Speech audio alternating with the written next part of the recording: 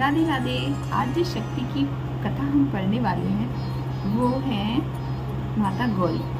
माता गौरी की कथा क्या है? अभी पिछली कथा में हमने जो पढ़ा था कि कालरात्रि माता जो शुंभ निशुंभ का वध करती हैं और जब रक्त बीज का वध करती हैं तो वो किस तरह से उनका जो रूप होता है वो श्याम वर्ण में हो जाता है। और जब उनका वध करके जब वो वापस आती हैं अपने हिमालय वापस आती हैं, भोलेनाथ के पास आती हैं, तो भोलेनाथ हंसी में उनसे कहते हैं, उनसे हंसी में काली ही कहते हैं। तो माता मन में विचार करती हैं कि ये जो मेरा रूप है ये तो सिर्फ दैत्यों के लिए ही है, भोलेनाथ के लिए तो नहीं हो सकता। तो फिर वो क्या करती हैं, वो वापस फिर ब्रह्मा जी के पास जाती हैं और ब्रह्मा जी से कहती हैं कि हे ब्रह्मा जी, मेरा रूप पहले वाला वापस कैसे आएगा।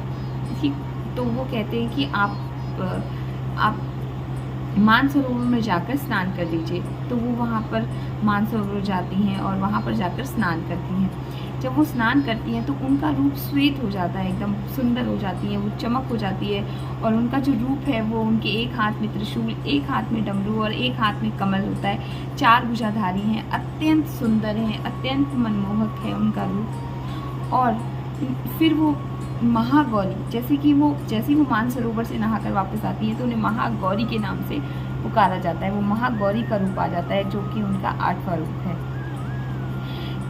मान्यता ये भी कही जाती है कि जब वो कालरात्रि के रूप में थी तो उसके बाद जब उनका 8वां रूप होता है महागौरी के रूप में, वो अपने पति भोलेनाथ से विवाह करने के लिए, जो इनकी दूसरी मान्यता कही जाती है कि भोलेनाथ को अपने पति के रूप में प्राप्त करने के लिए वो जंगलों में इतनी ज़्यादा तपस्या करती हैं कि वो दिन रात सब कुछ भूलकर उनकी तपस्या करती है, जिसकी वजह से उनका जो रूप होता है वो श्याम वर्ण में आ जाता है।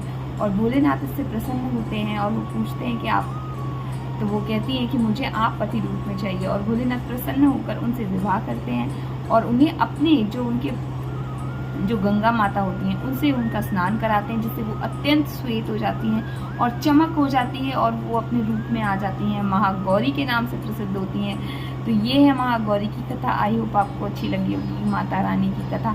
तो हम नेक्स्ट कथा में ज़रूर मिलेंगे, तब तक के लिए राधे राधे।